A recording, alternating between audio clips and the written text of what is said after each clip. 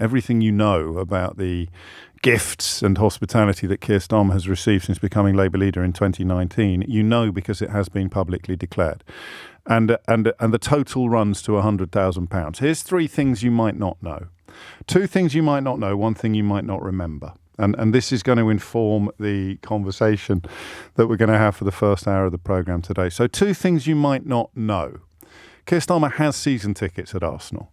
The advice not to use them comes from his security detail. He could sit in his regular season tickets, but the cost in security, which would come from the taxpayer's purse, not indeed from the purse of a donor or the purse of Arsenal Football Club, would be too high in his view. The ignorance that middle-class journalists, actually middle-class isn't relevant in this context, the ignorance that journalists and political figures display about actual football is extraordinary in this field. And it's driven by, well, largely political bias, but also by genuine stupidity. No football fan in the world really prefers to sit in the prawn sandwich section of a football stadium. The last thing you really want to be doing is watching through glass, for example, and not finishing your lunch before the second half starts, or whatever the hospitality arrangements may be, not finishing your afternoon tea. So if you want to turn this into a story, the worst thing you can do, the last thing you must do, is disclose that he actually pays for his season tickets. And it is a decision taken entirely on security grounds. If you want to send me a photograph of Rishi Sunak apparently sitting in the ground at Southampton, you need to have a look at who he's sitting behind, I think the owner of the club, and also you need to provide me with the details of the security that he received on that very rare occasion that he attended a football game, whereas Keir Starmer likes to get to as many as he can. So there is a fact for you. Here's another fact, and I didn't know this until Lucy Powell said it on Question Time last night. And I don't usually stay up for Question Time, but the clips are nicely collated, aren't they, in time for your morning commute. I didn't know this. The serving minister is not required to declare hospitality received in the commission of their duties. So if, for example, you are Secretary of State for Culture, Media and Sport and you attend cultural events, you don't have to declare it, right? If you're Prime Minister and you are invited to an event as a consequence of the office that you hold, you don't have to declare it. Chris Bryant, the Labour minister, has revealed overnight that, well, not revealed, has reminded us overnight that Labour actually tried to change this law. Labour sought, and I don't know, perhaps will still seek, we'll soon find out, Labour sought to make it a requirement for actual ministers to declare hospitality received in commission of doing their job. Remember, facts matter. And the people to whom facts are negotiable or contemptible are the people that brought you Brexit, Boris Johnson, austerity, Liz Truss, Rishi Sunak, you name it. All of that. Facts matter. So he pays for his season tickets. He can't use them because of security. And he has to declare any hospitality received up until becoming Prime Minister because he wasn't in government. So this £100,000 figure goes back to 2019 when he became leader of the Labour Party. Can you remember how much Boris Johnson received solely to decorate his flat? It was £112,500 in the original reports. And he tried to cover that up. So the right-wing media is currently queuing up to attack Keir Starmer for publicly declaring correctly gifts and hospitality received that had he been Prime Minister, he would not have been required to declare. The reason why Lucy Powell is second on this list is because she, as a shadow culture minister, is required to declare everything that she has received in commission of her cultural duties. But the actual Secretary of State is not required to. So £112,500 was the sum that Boris Johnson sought to secure from a peer called Lord Brownlow. It was only later that the series of WhatsApp messages emerged, much against Johnson's wishes. He claimed he'd lost them. He claimed that he couldn't remember who had paid for the decoration of his own home. He didn't publicly declare it. Dominic Cummings accused him of trying to break the rules in order to keep it secret. And then when the figures finally emerged, when the details finally emerged, it turned out that Lord Brownlow, who was planning to set up a trust fund to fund the refurbishment, ended up initially paying the costs himself. And the WhatsApp messages that he I think arguably tried to keep secret by claiming that he had lost his phone, reveal that £112,500 was provided, speculated at the time to have included wallpaper at £840 a pop. Now, when the details emerged, Lord Geit, the independent advisor on ethics and standards, was furious because he had himself cleared the Prime Minister of having breached ministerial rules without having seen the messages between Johnson and Lord Brownlow. So there is an absolute failure to declare receipt of gifts, largesse, far in excess in one single transaction of every single thing Keir Starmer has done since 2019. Now, there are two things you might think at this point, if you're honest. You might think, don't use Boris Johnson as the measure by which to judge other prime ministers or other politicians. And I'd be inclined to agree with that. If you're not honest, of course, you might think that this is an exercise in whataboutery or that this is an exercise in obfuscation. It's not. I'm giving you the facts. If you hate the facts, it's because your scarf is tied so tightly around your neck that it's cut off the flow of blood to your head. This is a conversation in many ways about the media. This is a conversation about the contempt in which many right-wing members of the media hold you, because they continue to hold a torch for Boris Johnson, whose offences were absolutely of a different species. Well, Keir Starmer hasn't committed any offences. There's the first point to make. Boris Johnson was drummed out of the House of Commons, or rather ran away from the House of Commons after being found by a jury of his peers to have lied to the House of Commons. But the people who are still silent about that, or indeed the people that pay him £500,000 a year to write a column for the Daily Mail, are pretending that Keir Starmer has done something heinous, has done something wrong.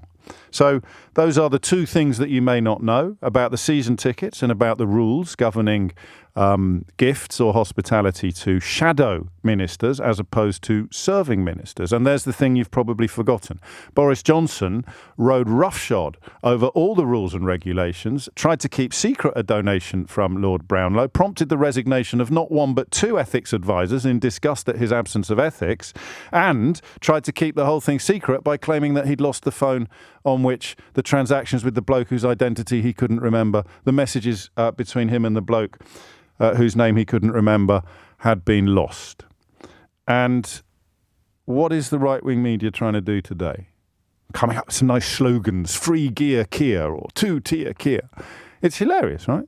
Now, here's the fourth element that we need to establish before the conversation can get underway. And that is, I think Keir Starmer is being bloody stupid. Actually, I think he is. I could be wrong. I'm conscious of overcompensating. I was tempted this morning not even to talk about this because it is so obviously a balloon of nonsense. But I decided to talk about it because I was fairly confident you wouldn't be as across the facts as I have become in the course of the last couple of hours. Those two facts about the season tickets, three, the season tickets, the security, and the what was the other thing? The season tickets, the security and the ministerial rules. You send me funny messages on the text and you can't then get cross with me for being distracted by the stuff that you're sending in that's making me laugh. And then there's the thing that you've forgotten. You've also possibly forgotten the chairman of the BBC having to step down after it emerged that he had facilitated a loan facility for Boris Johnson without telling anybody because Boris Johnson couldn't live on a prime ministerial salary. So listen, two wrongs don't make a right. But there aren't two wrongs here. There's epic wrongdoing, which was defended slavishly by the people now going after Keir Starmer. And then there is, in my view, quite big misjudgments undertaken by the current Prime Minister. And that's why we're going to not break the habit of a lifetime, but we're going to knock upon a door we rarely knock on. And we are going to ask whether this matters to you. So now you know the facts, and I reserve the right, obviously, to remind you of the facts should you seek to claim that there is some particularly egregious offence underway here. Everything has been publicly declared.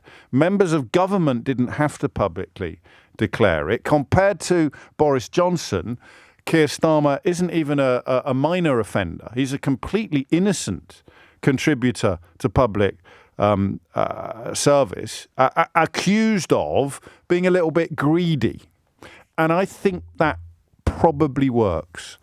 I think being a little bit greedy probably works, which brings us to Harriet Harman, who I think is a stateswoman of sufficient stature to command our attention when she intervenes, particularly in areas that you might not expect her to. And she has criticised Keir Starmer for, in her words, doubling down on the receipt of hospitality, doubling down on the receipt of gifts, and insisting that he will continue to accept the type of generosity, the type of largesse that he has already received, notably from Wahid Ali, from Lord Ali. And that's where I think, and I could be wrong, and I'm haunted by a message at the beginning of the week about overcompensating. We live in such a bent universe, media-wise. How many left-wing, not even left-wing, how many Labour-leaning voices can you name off the top of your head with a massive platform in the UK media? Go on, I'll wait. That's very kind of you, thank you, yes. But who else? There must be some, because, think about the right-leaning voices with massive platforms in the UK media that you can name. Well, on this radio station alone, you've got people that wanted to run for Parliament as Conservative candidates. You've got someone who wanted to run for Mayor of London as a Conservative candidate. So go on. Then you've got all the columnists in the Daily Mail, all the columnists in the Sun, every presenter on these weird new TV stations with no viewers. So go Labour, and that is really hard. Could you all get your tiny violins out now, please? I'll wait. Okay, thank you. Now, could you start playing something, maybe like the theme from the Hovis adverts? Something quite sonorous and dolorous, something quite sad and slow, okay? Can we all play that now? It's very hard for me, Wah, wah, wah, wah, wah, wah, wah. That's the Last of the Summer Wine, isn't it? Not the Hovis. That's quite good. You can play that, actually. Play the theme from Last of the Summer Wine on your tiny violin, please. Well, I tell you how hard it is being me. So I come on air this morning, I see all the front pages desperately trying to pretend that Keir Starmer's done something heinous. I know that you will, many of us will be tempted to swallow it. But what I have to do is decide whether it's worth talking about at all. Do I come on air with my carefully polished pins and burst the balloons of balderdash that have been inflated by almost everybody else in the media? Or do I ignore the balloons of balderdash on the perfectly reasonable grounds that they're full of balderdash? And I don't know the answer to that question. Should I be talking about it at all? Am I only talking about it because the balloons of balderdash have been so successfully inflated? But isn't that a reason to actually come on air and pop them with my carefully polished pin? 3 or 4 pins today, and it's not even 20 past 10 yet. So does this matter to you? And in some ways, the more you lean towards this government, the more relieved you are that things like, and I'll do this entirely off the top of my head, all right? Things like the unlawful prorogation of Parliament, things like misleading the Queen, things like expelling 21 MPs from the parliamentary party for refusing to tell lies about Brexit, things like Barnard Castle, things like trying to rip up the rule book on parliamentary standards because Owen Paterson had broken those standards. I've got some funny news for you on that front coming up later. Things like having a Prime Minister found to be in contempt of Parliament and running away in disgrace before his own constituents could hold him to account. Things like fibbing or desperately trying to cover up the receipt of £112,500 worth of home decor, a figure that exceeds the sum total of what Keir Starmer is supposedly on the hook for now. Getting your own dinner delivered to your own home during COVID, having more offences committed at the address of 10 and 11 Downing Street than at any other address in the entire country, despite the fact that you were making the laws that the rest of us were required to absorb, throwing huge parties, drunken bacchanals, while the rest of us couldn't even attend the funerals of family members if we weren't part of the very, very tight inner circle. That's 10 things. That's 10 things without looking down. But Keir Starmer received some free clothes and some football hospitality and some glasses. Oh, and they didn't realise they had to declare his wife's dresses. So they did. Do you see? You see how bent this country is? Do you see how bent my profession is? It's absolutely extraordinary. And what I mean by the Last of the Summer Wine theme tune and the tiny violins is that even someone whose entire career has unexpectedly become a corrective to the lies and embellishments and exaggerations that are in almost every other corner of the UK media. Yesterday, for example, having to come into this studio and see Nigel Farage sitting there, knowing exactly the role that he has played, picked up on yesterday by Mark Rowley, the head of the Met, in the emboldening of the kind of racist thugs who sought to set fire to hotels, sought to burn people to death in their own beds. And even I sometimes think, am I going mad? I mean, is it as bad as all this? But my goodness me, it is. So, 0345 6060 973 is the number you need to tell me why this does matter to you. Keir Starmer has done nothing that breaches any rules whatsoever, but he's still muffed up, hasn't he? There's still something about this that you don't like, and I don't like either. What is it, and why?